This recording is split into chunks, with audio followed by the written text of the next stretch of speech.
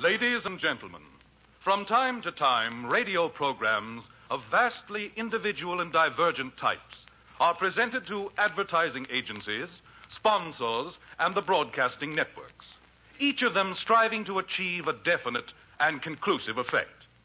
There is, for example, the Mystery Show.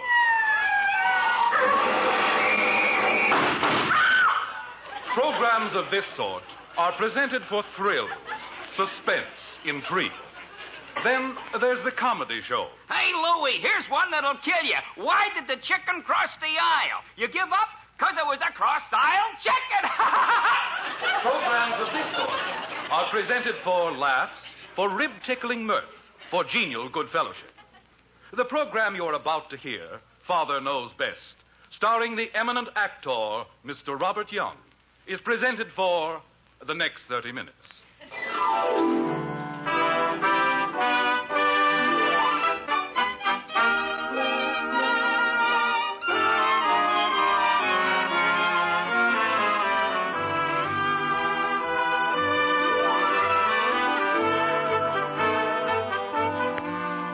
In an average town, Springfield, on an average street, Maple, lives an average American family, the Hendersons. The husband, Jim, is very much in love with his wife, Margaret, and they're both quite fond of their 3 children, Betty, Bud, and Kathleen, which I should say is average way for parents to feel. On this particular morning, which is an average sort of day, the Hendersons are ready for an average sort of meal, breakfast. Well, they're supposed to be ready, but you know how it is. The average mother calls, Jim, your breakfast is on the table. and the average answer is, Mother, I can't find my skate. Kathleen, come in and start your breakfast. Oh, breakfast. Don't you understand, Mother? This is a crisis. How can I go to school without my skates? Eat your breakfast, dear, and we'll look for the skates later. Oh, but I have looked for them. I've looked just every place. They simply varnished. Vanished, Kathy. Did you look in the hall under the telephone table? Mother, that's practically the first place I looked. Well, how about the service port? They aren't there. They aren't anywhere. Oh, what am I going to do? You're going to eat your breakfast. I'll run out to the garage and see if you left them there. And don't use too much sugar on your cereal. Look way in the back, Mother, near the magazines. Oatmeal. It's all you ever get around here is oatmeal.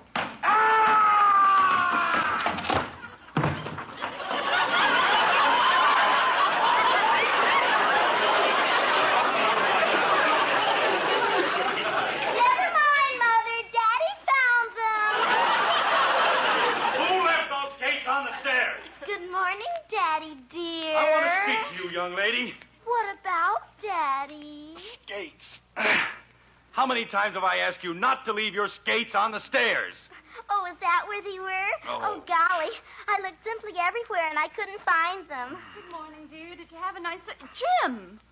What did you do to your chin? I came down the stairs on it. Let me see. Oh, Jim, your poor chin. Isn't it wonderful, Mother? Daddy fell down the stairs and found my skates. I did not fall down the stairs. Please, Jim, hold still. How can I fix your I will chin? not have that child telling people I fell down the stairs. I tripped over her confounded skates. Is that the only place she can find to leave them? Well, she's very sorry, dear, aren't you, Kathy? Oh, sure. Daddy. Not now, Kathy. Have some coffee, Jim. It'll make you feel better. Other people have children and they have skates. But other people have discipline in their homes, old-fashioned discipline. The kind of discipline we had in my home when I was a boy. There was a place for everything and everything in it. Hey, Mom. I'm sorry, dear. We'll try to do better. What is it, Bud? I can't find my other shoe. Where'd you put it? Look under the dresser. Okay. Is that where you generally put his other shoe? Sometimes. How do you want your eggs this morning, dear? Daddy, I don't care. I was just wondering. Kathy, this is a maybe- very bad time to bother your father. We'd better let it go for a while. Shall I scramble them, Jim? Oh, Yeah, but it's that's important, Mother. It's the most important thing in my life. What is? It's really nothing, dear. All right, Kathy, stop looking like Ingrid Bergman and tell me what it is. I need $2, Daddy. I'm desperate. $2? What for? Wings. What did she say, Margaret? She said wings. That's what I thought. Why does she need wings? I have to be an angel. I told them I would. I just have to be. And they cost $2. It's the school play, dear. Kathleen said she'd be an angel. Well, I can see they're certainly not casting to type. Kathy, you get an allowance, don't you? If you can call it that. A quarter. When I was 9 years old, I had to work for every penny I got. I couldn't walk up to my father and say, I want $2 for wings. Were you an angel? I most certainly was not. Well, then, you didn't need wings. But I promised I'd be an angel. All right, then find a way to sprout wings without my $2. Oh, but, Daddy, I'll be just ruined. Oh, Mother, can't We won't you... discuss it any further, Kathy. Your father knows best. How will I face them without wings? They were counting on me. Morning, everybody. How's it? What happened to the squirt? Oh, just a minor tragedy. Drink your orange juice, Bud. Say, Dad, I was just thinking... Bud, not now. Let your father read the paper. But I was just going to tell him Not about... now, dear. Please. Oh, but I have to. Gosh, how much time have I got left? You don't mind if I get in on this, do you?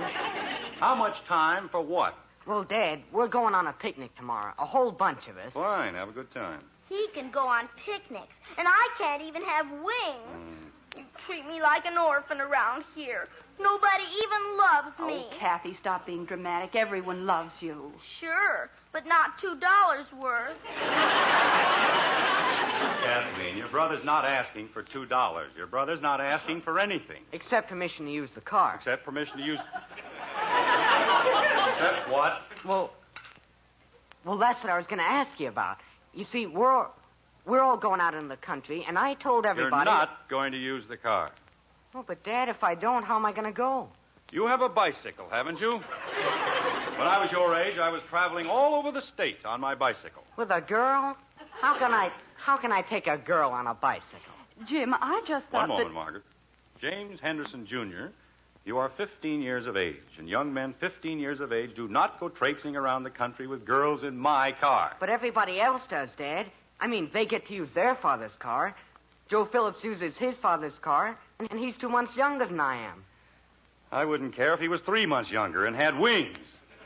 You may not have the car. Bud, you know your father doesn't approve of children driving automobiles. Children? If I want the car, I'm too young.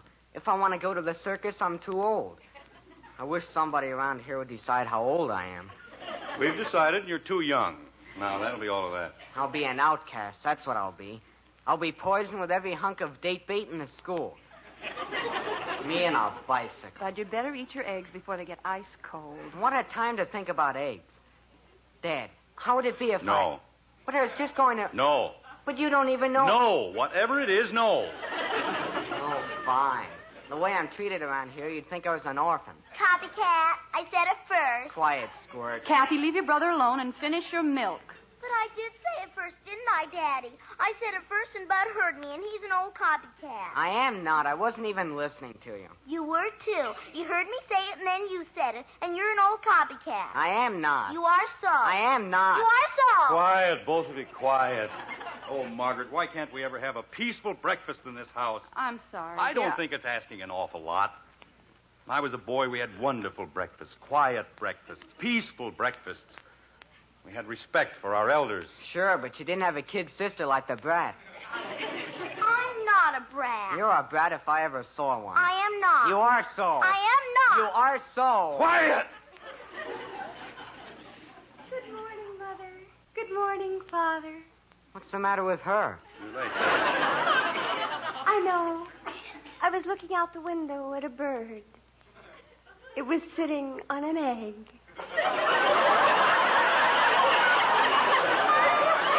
Gosh. How'd you ever tear yourself away? Dear Bud. Such a lovable little moron. Betty, dear, you sound so strange this morning. Is anything wrong? Wrong. Oh, Mother, how can you even say that? In this lovely, wonderful world, how could anything be wrong? Hey, Pop, you better hide your wallet. This one's gonna be a pip.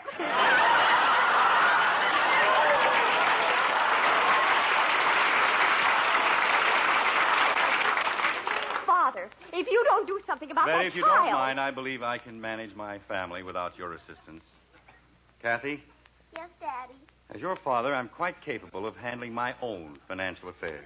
It may be a strain, but I can manage. Yes, Daddy. And I would prefer that even in moments of stress, you refrain from addressing me as Hey Pop. Okay, Daddy. Finally, I believe I am as well qualified as you to recognize the devious routes employed by your sister in leading up to the announcement that she needs a new dress.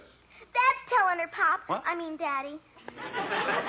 You're all very amusing, but I don't need a new dress. Dear, are you sure you feel all right? I feel fine. Betty, you don't want any money? No, Father, why? You don't want to borrow the car? Of course not. Well, at least there's one sensible child in this family. Betty, I'm proud of you. Thank you, Father. Yes, sir. What this country needs is more children who leave their fathers alone at the breakfast table. I think I'll have another cup of coffee, Margaret. All right, dear. There you are. Thank you. Well, Betty, what's the good word in your little world? Oh, just the most wonderful thing has happened, Father. I'm going to be married. Hold your arms up over your head quickly, Bud. Hold on the back. What for? What happened? Don't stand there. Do something. Do you want him close to this? Jim? I'm all right. You're going to be fine, Ted. Just fine. Well, stop beating me on the back or I'll never be all right. Oh, but Mother I told did me... not tell you to break your father's spine. Well, you told me to pound him. With your hand, not your books. Bud, you're going to be late for school. I get it. Come on, Kathy. Come on, where? You're going to school. I don't have to leave for 10 minutes. Oh, that's what you think. Hey, stop pulling me, you brute. See I you have to later, get my everybody. skates. Father! All right, Betty. Now, what was that newsy little item you dropped into the middle of my coffee? Oh, you mean about getting married. Isn't it wonderful? Margaret, did you know anything about this? Not a word, Jim. I still don't. Betty, you're joking, aren't you? Joking? Mother, do you think I joke about the most sacred thing in a woman's life? Jim, she isn't joking. That's right. Betty, you wouldn't mind giving us a little more information, would you? You know, just in case we want to get in touch with you later. I don't know what you mean, Father. Well, just for start, who is it? Who's who? The boy, my prospective son-in-law. What's his name? Billy. He's wonderful. Oh, Betty, not Billy Smith. Just wonderful. Which one is he? Oh, you know, Jim, the one who hates football players, the one Betty thinks is aesthetic. Aesthetic. The one I think it is, that's a new way of spelling anemic. Billy's delicate. You have to be delicate if you have a beautiful soul. Well, that's exactly what this family needs, somebody with a beautiful soul. Margaret, I have to get down to the office. Explain to Betty that she'll be happier if she waits. Make certain. You know, the usual woman-to-woman talk. All right, dear. Oh, you don't have to worry about us, Father. Billy and I talked it all over last night, and we both decided against a hasty marriage. We intend to wait. That's fine. I'll be home at the usual time, dear. All right, Jim. We're If not you going to be married until Saturday. If you need... Saturday? Uh-huh. Saturday night. We were going to make it in the afternoon, but we decided to go to the basketball game first. This is an emergency. Put your hat down. I'll put more than my hat down. Betty, this is the most ridiculous piece of conversation I've ever heard. Father, you mean you don't approve? Now, there's the first intelligent remark you've made since you got up. I most decidedly don't approve. But I don't understand. You've always liked Billy's father. You mean Hector Smith? Of course I like Hector Smith. He's one of my best clients. Why don't you marry him? But he is married. Betty, your father and I have always thought Just that a moment, Margaret. I'll handle this. Betty, you're 17 years of age. You're in your first year at the university. You will not marry Billy Smith or anyone else until after your graduation. That's final. Graduation, but that's 3.5 years. I'll be over 21. Why, the best years of my life will be gone. Well, darling, we can always have Bud push you up to the altar in a wheelchair.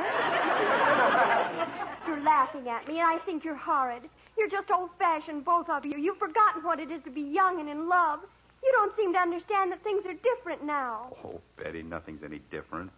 Things like that don't change. They do, too. Things change all the time. People change, customs change, everything changes, only you won't admit it. Oh, darling, why don't you listen to your father? Things are no different now than they were when we were your age. The young people wore different clothes and they sang different songs, but fundamentally they were the same, and even then boys and girls didn't rush headlong into marriage. Not until they were ready for it. You bet they didn't. They listened to their fathers. They were willing to benefit from a lifetime of experience. Why, when I was courting your mother, I remember when... How old were you when you married Father? Well, Yes, Mother. I was 17. But that was different. Why? Well, because things were different in those days. The people were different. The times were different. You said they weren't. Well, they were. Some of them were. Some of them weren't, and some of them were. Only the ones that weren't were more than the, Margaret. Betty, don't you think it would be a nice idea if Billy and his family were to have dinner with us tonight? Oh, Mother, would you? Really? Margaret, I don't want the Smiths for dinner tonight or any other night. I think the idea of a dinner for the Smiths is not only ridiculous, but unnecessary. I forbid the marriage, and that's that. Oh, Jim, you know you like having people in for dinner. The Smiths are very pleasant, and you might be able to sell Hector some more insurance. Yeah, that's right. I might at that. But look, Margaret, I'm going to have a tough day at the office. I couldn't take a dinner tonight. Let's make it next week. Next month. Dear, we can't put it off for even a day. I'll call the Smiths and see if they can make it. Shall I tell them dinner will be at 7:30? 7:30? What's the matter with 6 o'clock? I'll be starved by 7:30. Jim, it just isn't done. Well, it's going to be done tonight. We'll have dinner at 6. I'll ask them to be prompt, dear, at 7:30. And Mother, can we dress? Can I wear my new dinner gown? Can I, Mother? Oh, please, can I? Betty, there will be no dressing for dinner. But, Father, Mother, please. I'm sorry, darling. You know I never contradict your father. After all, your father knows best.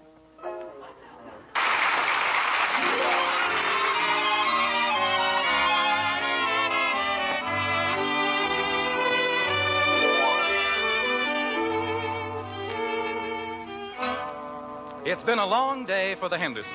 The specter of a fair young child, married and gone before her time, has hung like a pall throughout the day. It would have, that is, if the Hendersons hadn't been so busy. Jim, you see, had a hectic day at the office. 6? Why, you robber. How about the 2 strokes in back of that tree? And don't tell me those snakes followed you over from the last hole. At the office. Bud has been involved in the intricacies of a higher education. But, Margie, it's healthful riding on a bicycle. Why, look at all the fresh air you'll get and the beautiful muscles. We could even... Margie? Hello, Margie? Hello? Kathy has been involved in serious plans for the future. What do you mean they don't take girls in the Foreign Legion? I'll bet they do, especially without wings. You just wait, you'll see. Margaret? Well, Margaret has been very busy cooking an extra special dinner for the Smiths. And if there's one thing Margaret can do, it's cook. Yes, sir, Margaret. If there's one thing you can do, it's cook. That's what I always say. You see? Now we can proceed. Proceed. Thank you, Hector. Would you care for another piece of pie? Oh, Margaret, please. I've already had 2 helpings. You have 3. Kathy. How about another cup of coffee, Heck? Nothing like a cup of Margaret's piping hot coffee. Well, if you insist. Hector? I guess I'd better not, Jim. You know how it is. Doctor's orders. Oh, sure. Well, how about you, Doctor? Thank you, no. 1 cup of coffee is quite sufficient. Well, I'm a 2-cup man myself. You know, I was reading just the other day about a fellow Jim, used it's not that we don't enjoy your informative little talks, but I was under the impression that this dinner had, well, shall I say, a more or less definite purpose. Oh, you mean... Oh, sure, absolutely. You know, I had a long talk with Heck before dinner. Jim, dear, I hate to interrupt, but don't you think it would be a good idea if Bud took Kathy to the movies? In the middle of the week, I certainly do not. Oh, I see what you mean. Bud, how'd you like to take Kathy to the movies? Oh, boy. I wouldn't. I can't think of anything I'd rather do less. Well, that's fine. Here's $1. Have a good time. Oh, Dad, do I have to? Yes, you have to. That'll be enough of that, Kathy. But I'm surprised. You ought to be glad to take your sister to the movies. I'd rather go with a gorilla. You don't know what she's like. She never even looks at the picture. She sits around backwards and stares at the people. They're funnier. I like to look at their faces. All right, Bud, get going and come home right after the show. If I'm still alive. Good night, everybody. Come on, Hey, Stuart. stop pulling me. Why do you always have to pull me? Lovely children. They mean well, I think. Mother. Yes, Betty? Mother, Billy and I have been talking, and... Billy, you tell them.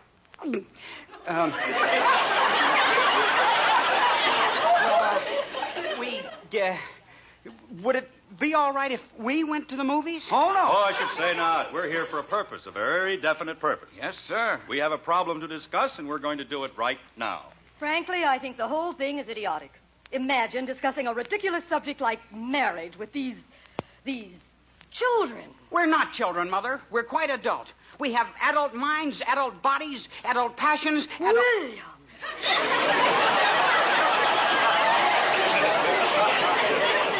Elizabeth, as I said before, Hector and I had a long talk just a little while ago.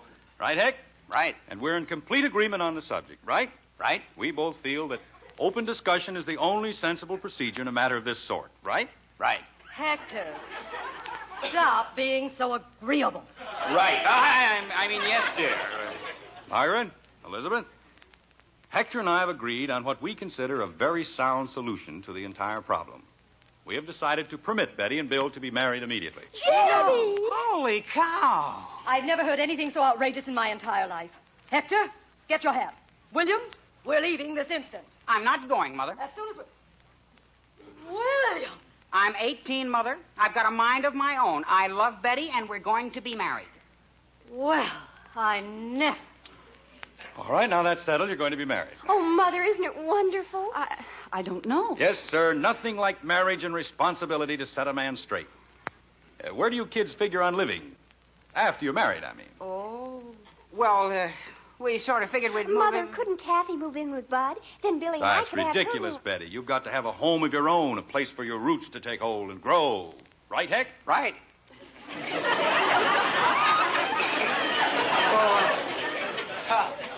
Well, gosh, that'd be kind of expensive. And on my allowance... Oh, don't worry about your allowance, Billy. Married men don't go around taking allowances from their fathers. They don't. Of course not. They're too proud to be supported by their fathers. I'm not.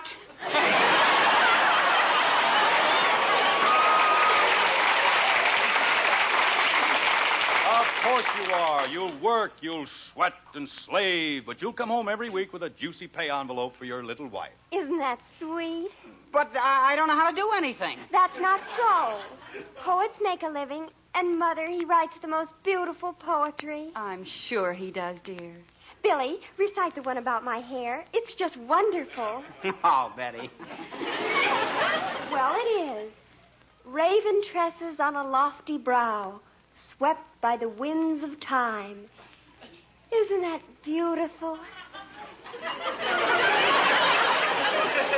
Well, you could get a small house, poet size. Say, Jim, I saw an apartment advertised the other day. Be just right for the kids. $125 a month, furnished. Of course, that's without utilities. You know, gas, electricity, telephone. And food. Don't forget food. That's right. And laundry and cleaning. Oh, they won't have to worry about that, Jim.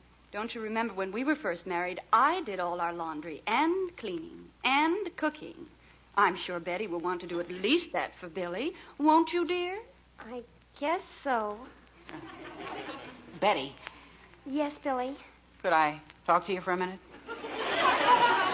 Privately? Of course. Will you excuse us, please? We'll be right back. It's all right, kids. Take all the time you need. We're in no hurry. Are they gone? I think so. Jim, we did it. Yes, sir. By golly, we did it. Oh, it was nothing, really. Jim, stop looking so smug. What was nothing? The psychological attack I planned for tonight. You see, I felt our wisest possible course from a tactical standpoint lay in a feint to their left flank and a drive through the middle. Do you follow me? Yes, dear. Right up to the part where you started to talk. Margaret, the whole thing is elemental. Yes, and very clever. We pretend to give our consent. That's the feint. Believe me, I almost did. Then we hit them with both barrels. The cost of living, the struggle for existence. They retire in disorder. Their armored units are smashed. Their rear guard is demolished. What a fight. Dear, the enemy is back. Oh, come on in, kids. Everything all settled? I think so, Father. Pretty much settled, sort of. That's fine. Now, what did you finally decide? You know very well what we were forced to decide. We have to wait. Why, Betty, I thought that you and Billy... Mr. Smith, you don't have to continue the ridiculous performance you and my father were putting on. Betty! Oh, Father, you can be so juvenile at times, really. Apartment is $125 a month. We know some kids have one for 45. You older people ought to get straightened out on the simple facts of life before you start fooling around with psychology. Jim, your mouth is open. Now see here, both of you kids. Just a moment, Jim. Betty, exactly what do you and Billy intend to do? Well, as long as our families are determined to exercise parental prerogatives, we'll just have to wait until we're financially self-sufficient. Right, Billy? Right. Well, I never. Well, Betty, how long do you figure it's going to take you and Billy to become financially independent? A few years. Well, that gives us a little time to look around for a wedding present, eh, Heck? Yeah. That's right, Jim. A couple of years, it's a long time. A lot of things can happen. Mm-hmm. Hector, how about another cup of coffee? Oh, thank you, Margaret. I think I can use one. You know, Margaret, I'm very relieved. I'm so afraid of hasty marriages. Don't mind us, Mother. Just go on talking as if we weren't here. Oh, I'm sorry, dear. It's just that I was so afraid you were going to make the same mistake I did. Oh, I wouldn't exactly say you made a mistake, Elizabeth. Heck's a pretty nice guy. Yeah, well, thanks, Jim. You can send me a check in the morning. I suppose I have been fairly fortunate. But, of course, people aren't always that lucky when they marry beneath them. I suppose not, but when they what? Elizabeth, we'd better go. It's getting late. Wait a minute, Heck. What was that crack you made, Elizabeth? Well, after all, my mother was a Stuyvesant, and I certainly... In other words, you think Betty isn't good enough for your son? I'm sure that isn't what Elizabeth meant, Jim. That's what she said. Well, isn't that what you said, Lizzie? Don't you dare call me Lizzie. Why not? If you can say my daughter isn't good enough for that puny excuse of a son. Now, just a minute, Jim. Writing poetry. What makes you think he's such a bargain? My boy has a fine head on his shoulders. What shoulders? I've seen better heads on a small beer. That's so. Yes, that's so. This is what comes from slumming. Slumming? Now, you listen to me, Elizabeth Smith. Your mother may have been a Stuyvesant, but my father spent half his life picking your father out of the gutter. And he wasn't lying down just because he was tired. I think I'm going to faint. Hector, I'm going to faint. Go ahead, dear. I'll catch you. You ought to be ashamed, upsetting my mother with your vulgar insinuations. Vulgar? Why, you little pipsqueak. If you were my son, I'd vulgar you so hard you wouldn't sit down for a week. Fortunately, I am not your son. Peasant? Peasant? Don't you dare call my father a peasant, Billy Smith. Don't you dare. Well, that's what he is. He is not. He certainly is. Well, I'd rather be a peasant than a pipsqueak. Don't you call me a pipsqueak. I will if I want to. Pipsqueak. Peasant? I never want to see you again as long as I live. Well, you won't if I can help You're it. just an Hector. Just a minute, dear. Say, Jim. Sorry I lost my temper, Heck. Oh, that's all right. Say, Jim, that thing about...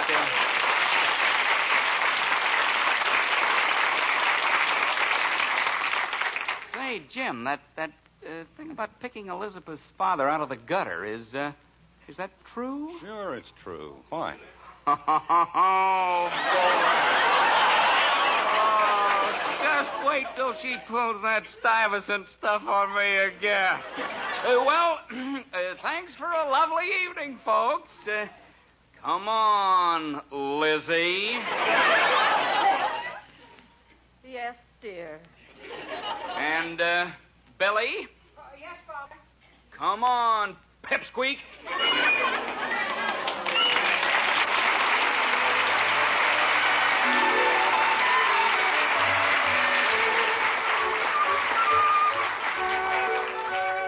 Well, we started with breakfast, and we might as well finish the same way. Let's drop in at the Hendersons at breakfast time the very next morning. The average children are still getting dressed. The average mother is racing around the kitchen. And the average father... Jim, where are you going? I got to rush, dear. Can't stop for breakfast. Just time to catch the bus. The bus? But I thought you Never said... mind what I said. Just tell Bud if he gets one scratch on that car, I'll brain him. All right, dear. I'll be home at the usual time. Be a good girl. I'll try, dear. Oh, Jim. Yes? Where did you leave the car keys? The keys? Oh, they're on the dresser. On top of Kathy's $2. Jim. Now what's the matter? Remind me to tell you, you're an angel. I'm a dope. You are not. I've got witnesses. Oh, well, why should I argue? After all, Father knows best.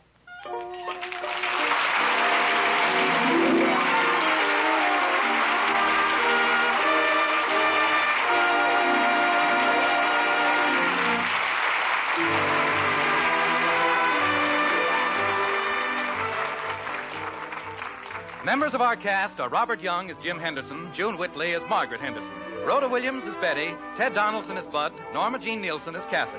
Robert Young will soon be seen in RKO's Baltimore Escapade. Ted Donaldson may be seen in Warner Brothers' Decision of Christopher Blake. Others in tonight's cast were Virginia Gordon, Herb Vigran, and Sam Edwards. Music was written and conducted by Roy Bargay. Father Knows Best was conceived and written by Ed James. Entire production under the direction of Herb Sanford. Bill Foreman speaking.